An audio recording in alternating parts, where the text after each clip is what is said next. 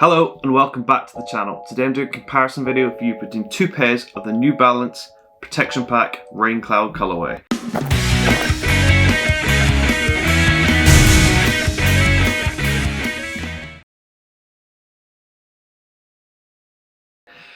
As you can see, there's quite a big difference between the two straight away, but before we get into this video, I'd like to give a big shout out to today's sponsor.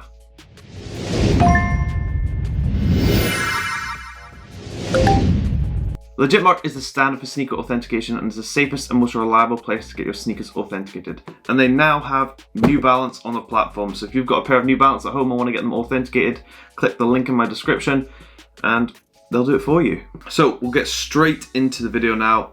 Obviously, as you can tell, there's a huge difference between the real and fake straight away.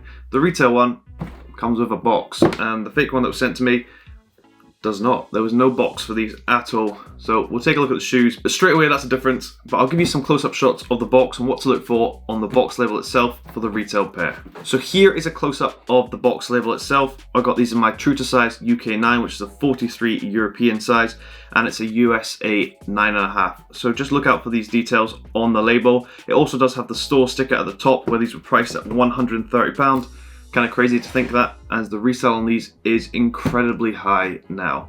But nobody really wants to talk about this one individual box for the entire video because that would be pointless. So open it up and take a look at the shoes.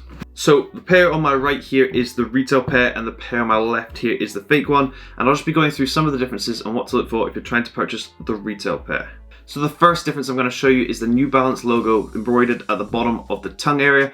As you can see from the close-up, there's a huge difference between the retail and fake pair. The retail pair, the New Balance symbol is embroidered much larger than it is on the fake one. And also the suede material below it is much thicker and a rougher suede compared to that of the fake one. On the retail one, you can't see the stitching anywhere around the embroidered logo, whereas on the fake one, you can see it's very clear and visible on the suede of the fake one. Another difference to note is actually on the toe box area itself, this material. I'll try and give you a close-up of this, but it's quite hard to see.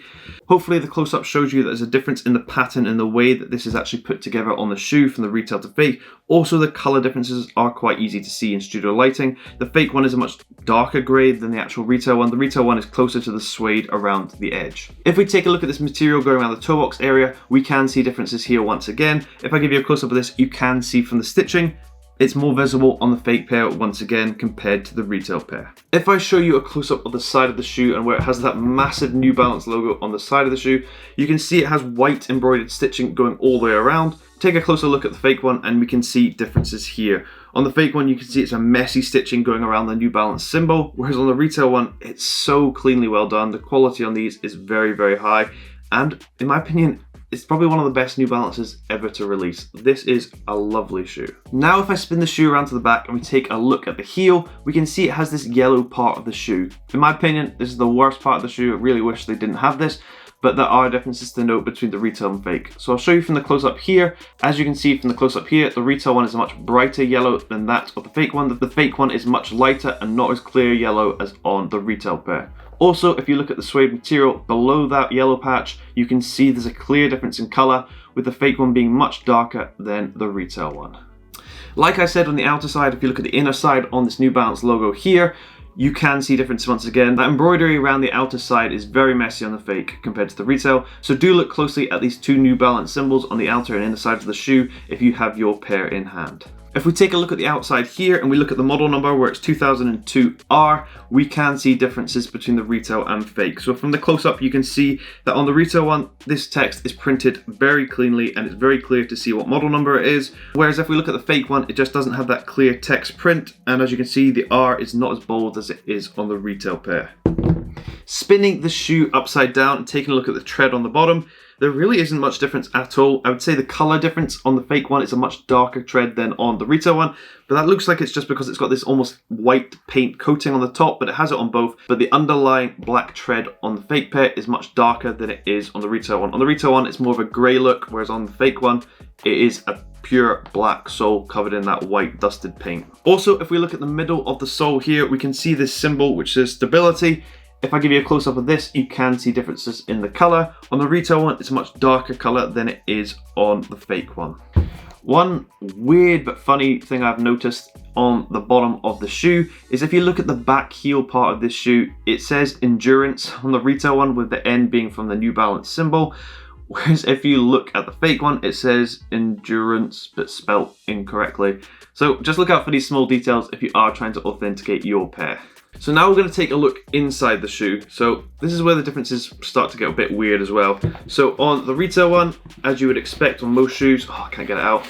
It comes with some tissue paper just inside the shoe just to keep the shape during travel and stuff like that when you're not wearing it. Whereas on the fake one, they've decided to put like a capsule of air, which seems a bit weird, but that's what they've gone for. So there's a clear difference right there. What you should be looking for is some tissue paper inside the shoe on the retail one. So I'm pretty much going to end the video there. The same differences occur on the other side of the shoe. So what I've pointed out in this video, you should look closely at all these details if you are trying to authenticate your pair. And I hope this video has helped you. And if you are still struggling to tell the difference between a retail and fake pair, there's a link in the description for Legitmark because they are here to help you. But I hope you have enjoyed this video. This shoe's amazing and it's something that's grown on me over time. I didn't really like it at the start, but I was a sucker for it eventually. I really like this and the comfort levels are unbelievable. But thank you very much for watching. Hope you have a great day. Please like and subscribe. It helps the channel grow, helps me do more videos just like this. But thank you very much for watching. Hope you have a great day.